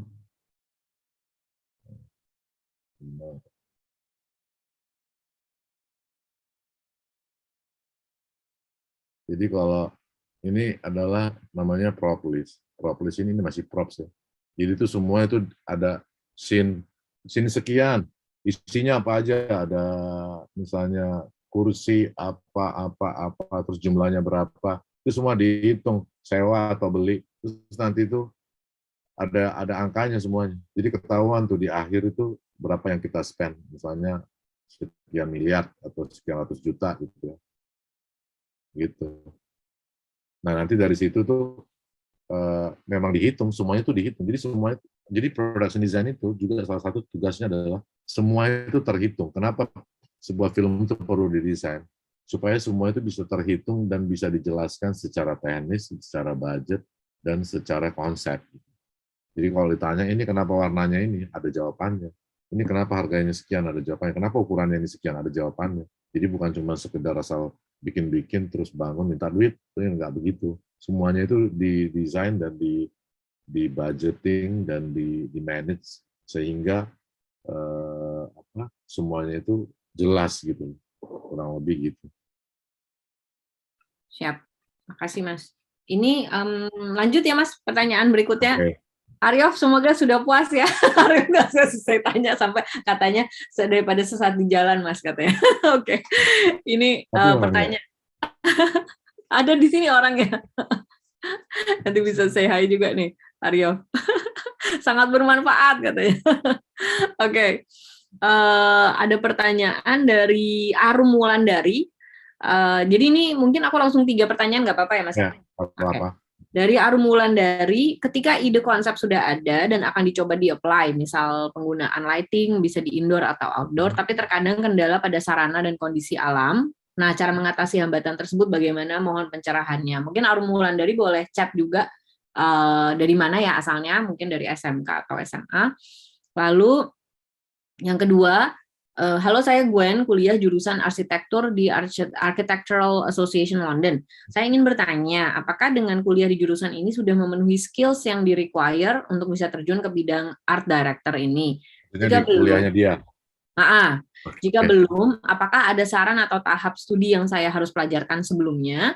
Satu lagi, apakah ide harus selalu diterjemahkan melalui sketching atau bisa melalui collage atau fotografi atau model making?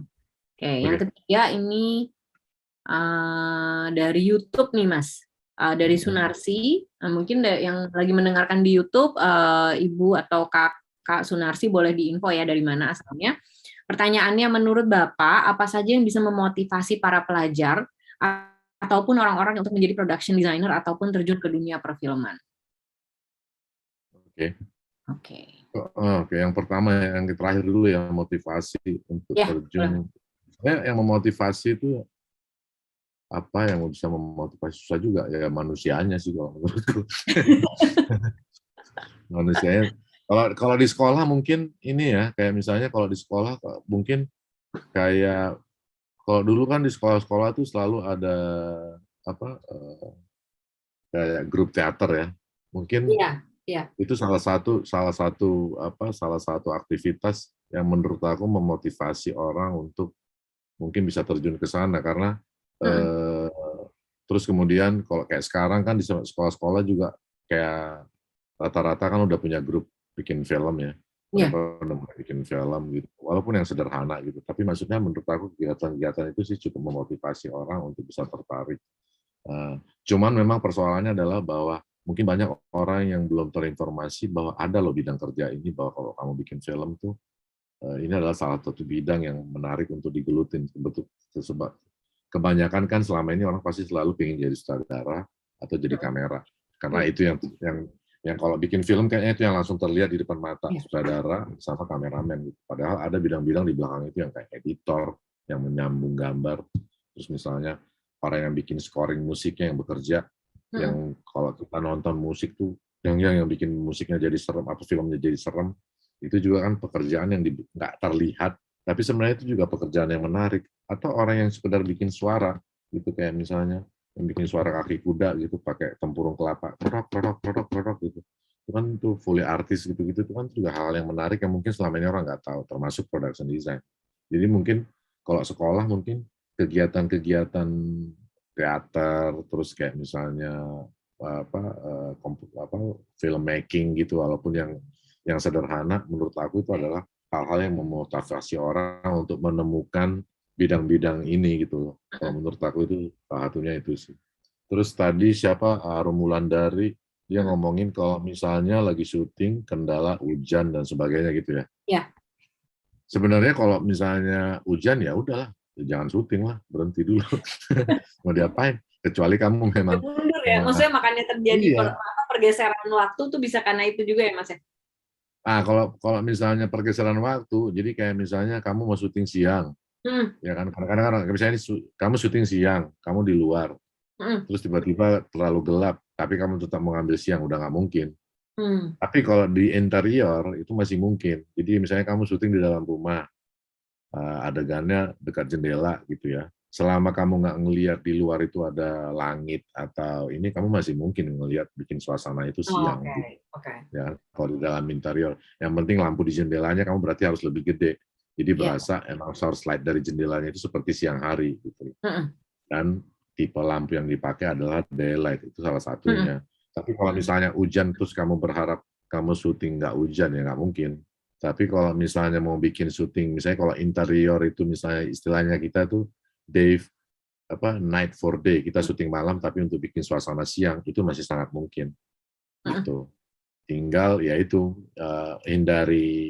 hindari untuk ngeliatin landscape luar. Jadi kayak misalnya mungkin kamu kalau ada jendela, kalau backgroundnya lebih cuman tembok atau cuman daun-daunan gitu, kamu daun-daunannya kamu terangin seterang-terangnya, itu masih bisa kelihatan siang. Dan jangan ngambil gambarnya terlalu lebar, lebih ambil close up gitu, lebih ambil itu sih jalan keluarnya kalau misalnya yang urusannya dengan itu.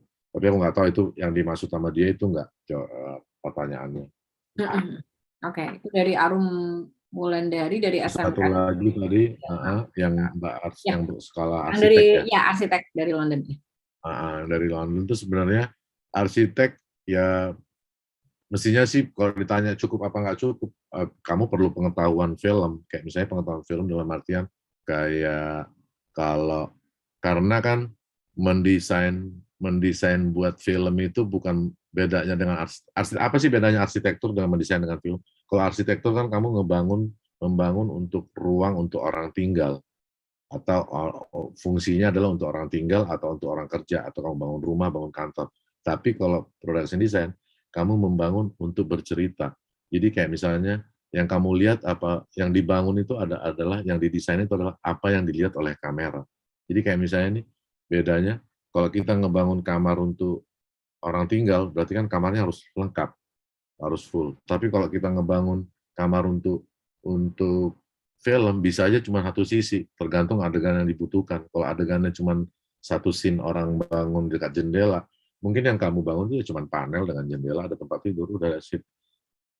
Apa yang nggak terlihat sama penonton, itu itu nggak perlu dibuild gitu. Jadi membangunnya itu membangun dunia cerita. Jadi matanya itu ngelihat dari kamera. Jadi perlu pengetahuan ya, perlu pengetahuan tentang film, perlu pengetahuan tentang storytelling, visual storytelling. Jadi memang arsitekturnya memang udah jadi basic, tapi tetap perlu belajar kalau menurut aku.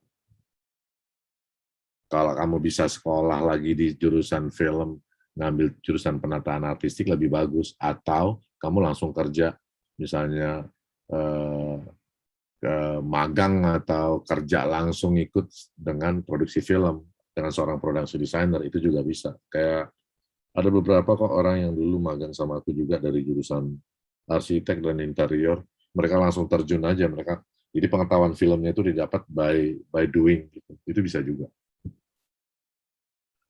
Ya, terima kasih Mas. Nah ini mungkin tadi kalau misalkan kita bicara apakah memang bisa maksudnya tadi kan ada pertanyaan yang tadi di awal yang bagian terakhir ini ditanyakan oleh sudah dijawab oleh Mas Anto gitu ya. Gimana sih cara bikin menyemangati anak-anak gitu ya. Mungkin ini salah satu caranya sih Mas Anto, aku dari tadi sampai agak merinding juga sih ngelihat, soalnya betul-betul jadi anak-anak jadi paham nih gitu di dalam pekerjaan production designer itu apa saja yang bisa dilakukan, dan bahkan sampai tadi yang tadi aku boleh izin tanya nggak Mas, yang sudah disiapkan decknya itu itu berapa halaman dan boleh nggak di-share? Soalnya itu seru banget. Yang mana? Deck yang dari tadi dikasih Mas Anto kan panjang nih ya kayaknya. Itu banyak banget, itu macam-macam. Ini kayak misalnya nih, itu yang deck yang tadi tuh decknya itu proses desainnya Menko Ahok tuh ada 400 halaman. Itu yang dipamerin kemarin kan salah satunya. Tapi ini aku kasih salah satu contoh, misalnya ini sebenarnya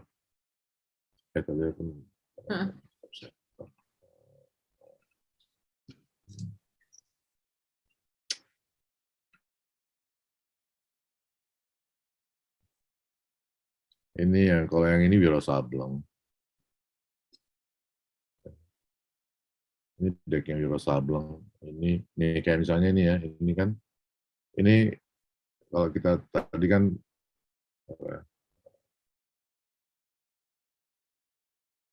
kelihatan nggak? Kecil banget ya kelihatan. Kelihatan Mas.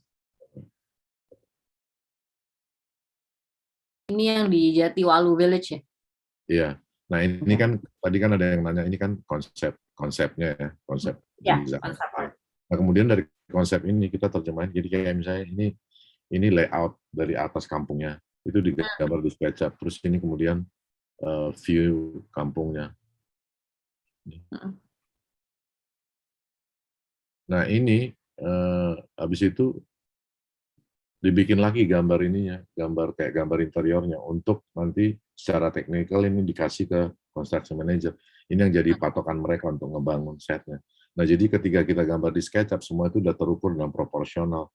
Kemudian itu dijadiin gambar tampak samping, tampak depan. Yang kemudian nanti ini tim teknikalnya based on gambar ini ngebangun set itu gitu. Terus ini hanya satu part dari satu scene di filmnya. Nah ini aku bilang props-nya di foto apa yang kita pakai, itu semua dari keranjangnya kayak apa. Ini adalah props yang bakalan kita pakai di filmnya. Tadi ada yang nanya kan itu prop master itu gimana. Nah ini ada orang yang sendiri yang khusus kerjanya nyari barang-barang ini atau membuat barang-barang ini sehingga ada. Termasuk patung-patung dan sebagainya. Kalau misalnya patung itu nggak ada, yang zaman dulu ada, itu berarti kita produksi patungnya. Yang ada bisa kita beli atau kita sewa, kalau misalnya barang-barang yang masih masuk, yang bisa kita pakai ke dalam settingnya.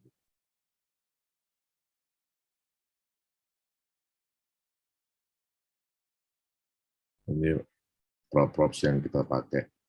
Terus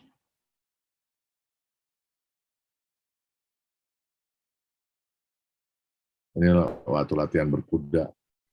Ini kita syutingnya sebenarnya di cavalry militer. Jadi kita bangun setnya di sana. Dari lokasi yang kita pakai untuk opening. Jadi kayak ini misalnya ini gambar konsep konsep desainnya yang di bawah, itu lokasi yang mau kita pakai buat ngebangun setnya. Nah, tadi ada yang nanya kan storyboard atau storyboard itu kayak yang di bawah ini yang disebut storyboard, menceritakan adegan urut per urut gitu.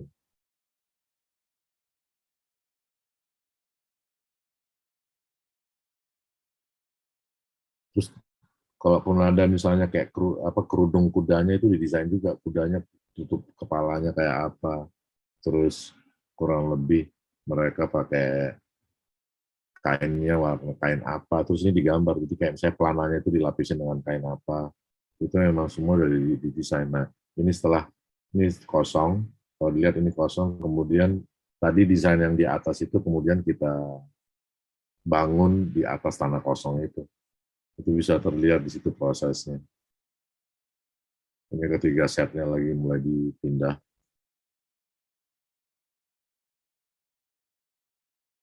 Ini kalau dilihat tuh, itu adalah kampungnya udah jadi di lokasi yang tadi. Terus kemudian lampu-lampunya mulai digantung yang kebutuhannya adalah untuk kebutuhan sinematografer supaya gambarnya bagus. Ada lagi pertanyaan?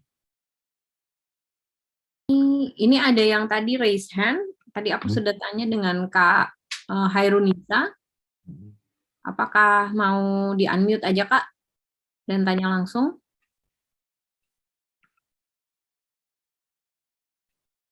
Oke, mungkin belum ya. Nanti nggak apa-apa di chat aja. Nah, untuk sekarang belum ada pertanyaan lagi, Mas Anto. Tapi ini menurut, kalau misalkan dari ini ya, dari yang sudah dijelaskan oleh Mas Anto sih sebetulnya, kalau misalkan memang ternyata anak-anak ini dari level SMA atau SMK gitu ya, sudah berniat untuk terjun ke bidang ini gitu ya, berarti kan yang utama sekali harus dipersiapkan adalah tentu saja ini ya, menggali ilmu sebanyak-banyaknya dari manapun ya. Mungkin tadi yang sempat disampaikan oleh Mas Anto, ya kalau sekarang anak-anak udah jauh lebih mudah ya. Kalau dulu kita mungkin zaman kuliah Ya, dulu. sekarang lebih gampang sebenarnya. Iya, Tapi betul. yang jelas, kalau misalnya punya kesempatan untuk kuliah lagi ambil jurusan penataan artistik, ya itu lebih bagus.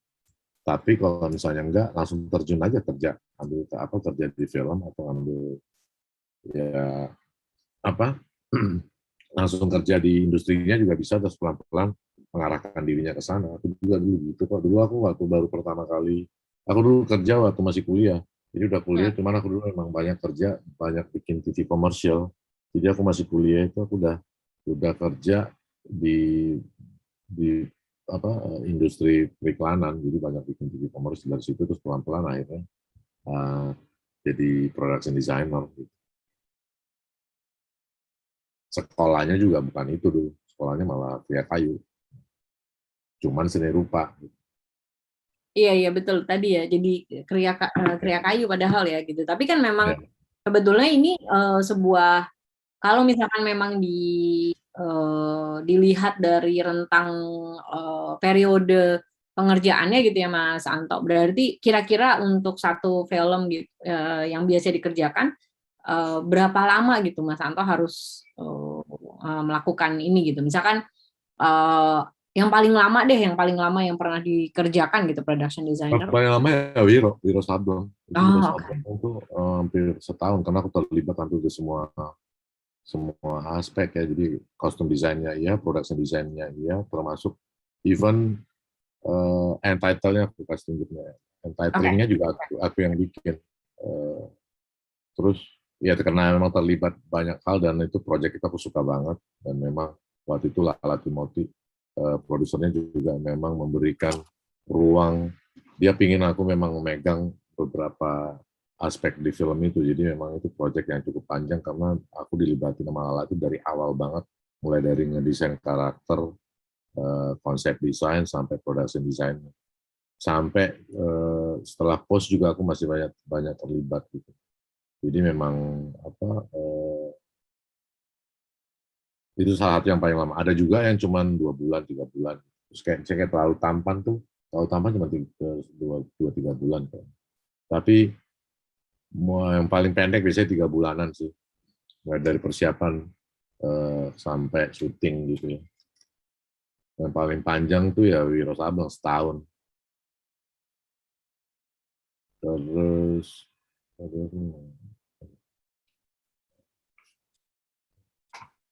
Oh, ini ada yang raise hand dari, mungkin aku sambil ini ya, boleh. Oh, ya, silakan di-share dulu, Mas. ini adalah ini end title-nya, sebenarnya end title-nya Wiro Sableng, tapi yang kita create dari gambar-gambar konsep art yang kita punya.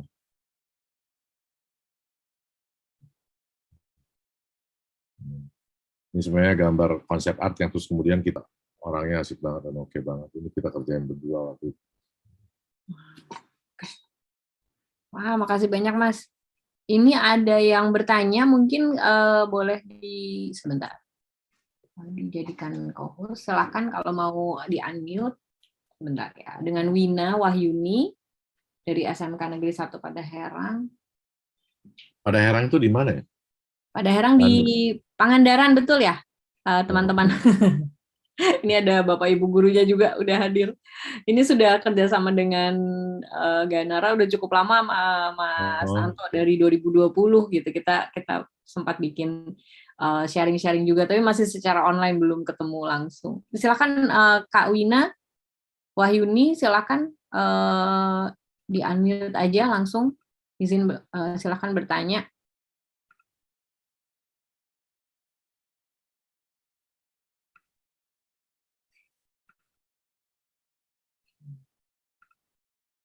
Boleh, silahkan. Atau mungkin kalau Kak Wina ada di sekolah bersama-sama dengan mungkin tadi ada Pak Sulhan atau Bapak Ibu guru yang lain, boleh dibantu. Oke, mungkin sambil silakan di-unmute aja. Kalau mau bertanya langsung ke Mas Adrianto, silakan Kak Wina. Sambil menunggu, mungkin teman-teman boleh cek juga di chat Zoom, ini sudah ada presensinya, silakan mengisi di bit.ly iCat-008, mengingatkan kembali bahwa ini sebetulnya memang sesi terakhir kita, Mas Anto ini penutupan yang luar biasa, jadi sudah jalan 8 sesi, ini mudah-mudahan bermanfaat buat semuanya ya. Ini mungkin Kak Wina kalau misalnya memang belum bisa, boleh chat aja di Zoom untuk bertanya. Dan ini aku mau mengucapkan terima kasih banyak juga untuk Ibu Diana Nazir, Mbak Diana dari iCat yang sudah hadir, ini ngikutin dari awal nih, Mbak Diana nih Mas Anto. Ada Mbak Diana, pengen ikut belajar katanya sama Mas Anto. Seneng banget. Nah, ini kalau misalnya memang ada pertanyaan-pertanyaan yang belum terjawab, nanti izin aku boleh sampaikan terpisah gitu ya ke Mas Anto, boleh ya? Siapa tahu nanti bisa nanti aku sampaikan. Oke.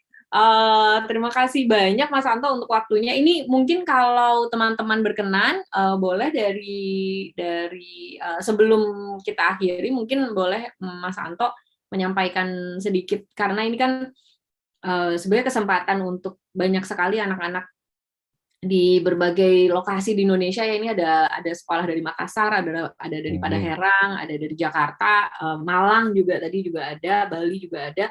Nah, ini mungkin ini ya untuk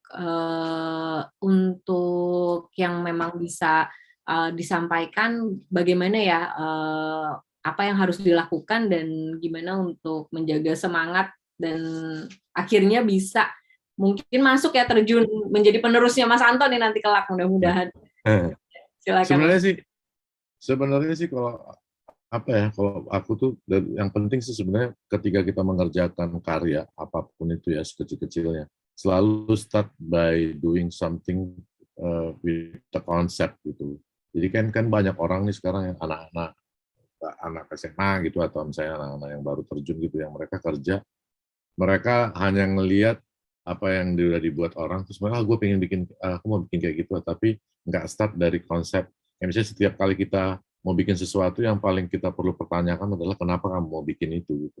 Atau misalnya kayak bikin film, banyak orang yang bikin film karena bikin keren-kerenan aja, tapi kalau bikin film, kamu tahu kenapa kamu pengen bikin film, why you tell that story. Terus yang harus selalu sekecil apa, sederhana apapun yang kamu mau buat, yang paling pertama itu adalah kamu harus start dengan konsep yang kamu mengerti gitu. Karena ketika kamu mengerti ketika kamu udah mengerti, kamu pasti akan lebih bagus membuatnya. Jadi pertama kali adalah pahamin apa yang mau kamu kerjakan, sesederhana apapun kerjaan itu, start dengan konsep yang sederhana, kemudian perkaya pelan-pelan sampai kamu menemukan yang paling oke menurut kamu. Karena banyak orang yang dia bikin sesuatu tapi dia nggak ngerti apa yang mau dia bikin. Itu yang paling bahaya sebenarnya. Akhirnya kamu nggak kemana-mana. Jadi kayak misalnya teman-teman yang pada bikin film di mana-mana, di sekolah, jangan pernah menganggap pekerjaan kamu itu kecil gitu loh. Walaupun misalnya ini kan cuma tugas sekolah. Walaupun cuma tugas sekolah yang sederhana, kamu harus memperlakukan itu sebuah karya yang penting gitu loh. Karena dari sana kemudian kamu akan membuat sesuatu yang berbeda. Tapi ketika kamu udah punya tugas sekolah yang kecil-kecil, cuma tugas sekolah, kerjaan yang asal-asal, akhirnya kamu jadi terbiasa untuk bekerja membuat sesuatu itu ya biasa-biasa aja terus gitu. Nggak pernah punya sesuatu yang istimewa. Jadi ketika kamu mengerjakan sesuatu, kamu harus nge-treat apa yang kamu kerjain itu sesuatu yang istimewa. Itu yang paling utama sih. Sekecil apapun project yang kamu kerjain. Mau segede apa, jadi kalau kayak aku memang dari dulu tuh ya, selalu mau dia apapun yang udah aku kerjakan, pasti aku akan mengerjakannya sepenuh hati dan sebagus mungkin yang aku bisa kerjain. Walaupun itu hanya sekedar cuman ngecat tembok misalnya, sekedar cuman hal-hal yang kecil, tapi startlah dengan membuat hal-hal yang kecil itu penting gitu. Ketika itu bisa kamu lakuin dalam semua aspek yang kamu pekerjaan, pasti apa yang kamu hasilkan akan bagus. Terus kalau misalnya soal kayak misalnya tadi ada anak yang nanya, SMK aku bisa nggak jadi kayak Mas Santo? Bisa. Kenapa nggak bisa? Bisa kok. Kamu belajar, kamu start dengan, kalau di sekolahmu misalnya ada kamu punya grup film gitu ya, kamu start dengan grup film, bikin film pendek, terus cari informasi. Terus ketika kamu bikin film pendek, walaupun kamu mungkin syutingnya cuma di warung sekolah gitu ya, kamu harus udah start berpikir as a production designer, kamu harus udah start berpikir bikin konsep gitu, bahwa film kamu itu walaupun cuma shoot di warung, itu bukan soal warungnya, tapi apa yang kamu mau ceritakan udah kamu konsep. Ini warungnya, misalnya warungnya, ini warungnya harus kita cat dengan warna hijau atau apa gitu, tapi kamu harus punya konsep yang membuat apa yang kamu kerjakan itu jadi matters gitu loh. Jadi kalau ditanya, ya bisa. Caranya apa? Dengan start, yaitu tadi aku bilang, selalu berpikir membuat sesuatu itu dengan konsep dan selalu menganggap apa yang kamu kerjain itu penting. Gitu. Jadi start dengan grup teman-teman kamu di sekolah, bikin grup, bertemu dengan orang-orang yang punya passion yang sama, cari kameramen atau teman-teman pembuat film yang memang punya semangat yang sama, pasti kamu akan sampai ke sana. Gitu sih. Luar biasa. Terima kasih banyak Mas Anto. Ini mungkin sebentar aku minta teman-teman untuk buka kamera. Kalau bisa, kita akan foto bersama dengan Mas Adrianto Sinaga. Silahkan. Nah, ini ada Mas Muhammad Rian Reski. Mas Muhammad Rian Reski dari mana ya? Aku tuh jadi setiap minggu datang loh. Dari sekolah mana, Mas? Bisa di-unmute? Dari Makassar, dari Makassar. Oh, dari Makassar. Berarti dari Mutiara Makassar ya? Ya? Dari SMK Mutiara Makassar itu? Bukan dari universitas juga. Oke. Siap. Makassar tuh juga itu tuh kantong film itu. Makassar. Iya betul. Kemarin itu sempat ada Mas Arfan Sabdan itu bicara Mas di sini dari Makassar kan Mas Arfan ya.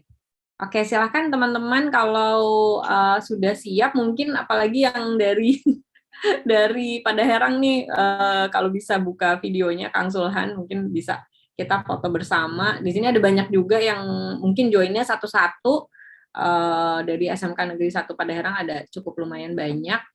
Oke, mungkin yang sudah terbuka videonya aja dulu nggak apa-apa, kita untuk dokumentasi. Mungkin aku screenshot sekali ya. Oke. Terima kasih, Mas. Oh, ini masih ada yang baru buka. Oke. Thank you. Sebentar, kita tunggu ya. Ini Kak Arum Mulandari, tadi dari SMK Negeri 36 ya? Kak Arum ya? Tadi yang bertanya. Oke. Oke, mungkin sekali lagi. Halo, Kak. Oke, 1, 2, 3. Oke, aku mau ngucapin terima kasih banyak nih Mas Anto. Ya ampun, seneng banget hari ini. Aku tuh sampai tadi nggak susah. Oh ya ampun, ini keren banget. Ya ampun, ini keren banget. Dan emang panjang sekali ya sebetulnya kalau misalnya satu, bahkan tadi disampaikan Mas Anto bisa ratusan halaman ya sebetulnya ya untuk satu film aja ya untuk menjelaskan mengenai strategi desain. Kayak Wiro aja 600 halaman, jadi susah mau jelasin satu-satu. Iya, nggak apa-apa, Mas.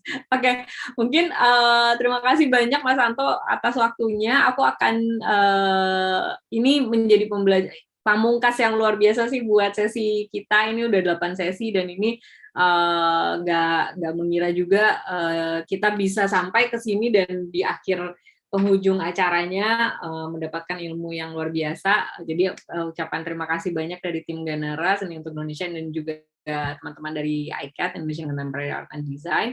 Mungkin silakan aku akan panggil kembali Kak Aya ke atas panggung, ke atas panggung. Ini juga kebetulan kegiatan kita ini didukung oleh The Walt Disney Company, Mas Anto. Jadi kita memang menjalankan kegiatan literasi digital juga bersama-sama dengan Disney. Makasih banyak Mbak Diana Nazir.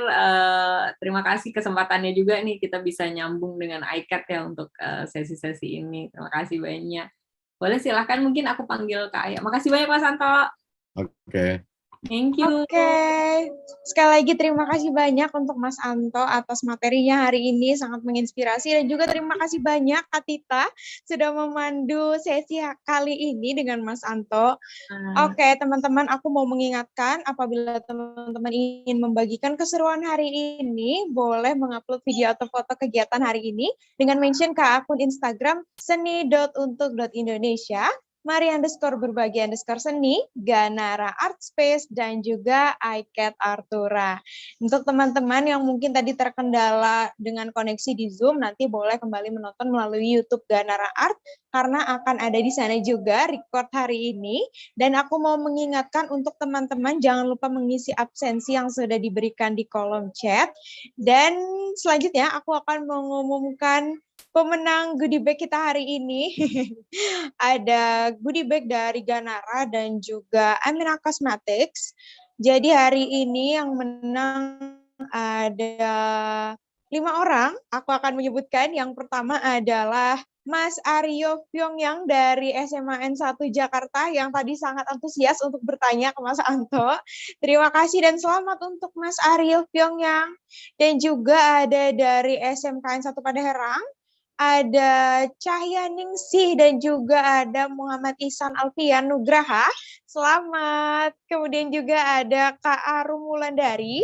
Selamat Kak Arum. Dan yang terakhir ada dari YouTube, tadi Kak Sunarsi. Terima kasih banyak sudah mengikuti sesi kita hari ini dan juga selamat. Nah, bisa teman-teman yang tadi menang boleh klaim goodie bag-nya melalui link yang aku taruh di kolom chat ya.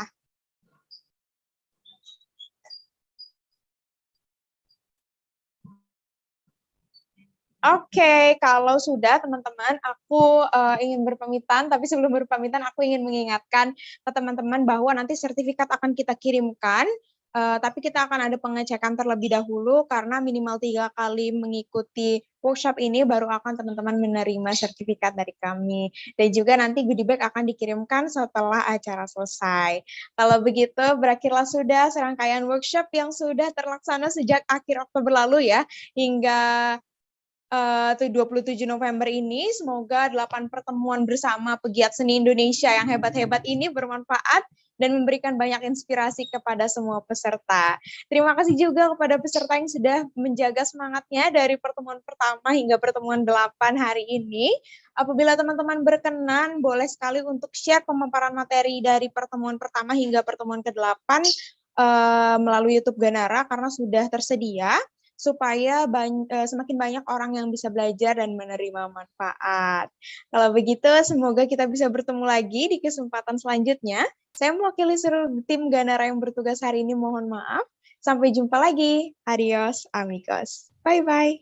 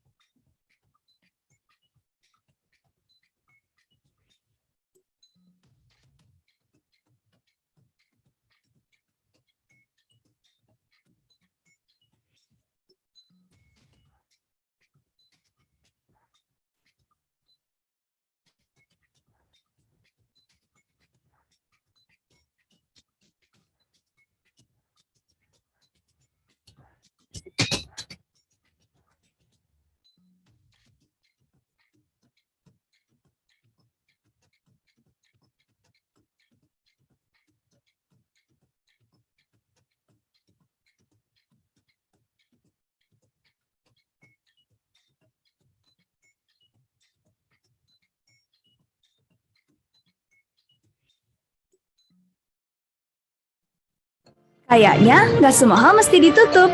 Let's open Emina Poppin Mat to poppin the world. Poppin your colorful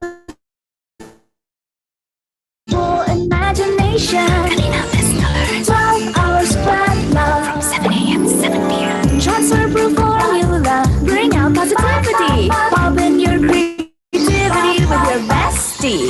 Be positive. Baru Emina Poppin Mat. Warna serunya ringan dipakai dan tahan lama. Always pop, never flop. My beauty bestie.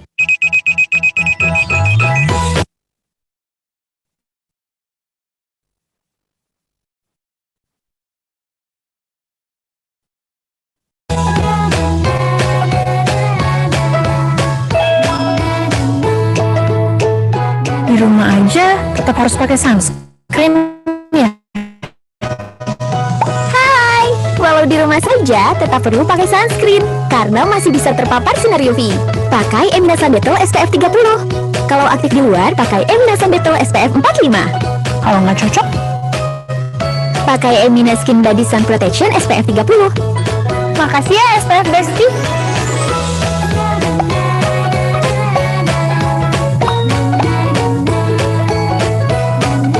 Emina Sunscreen SPF Bestimu.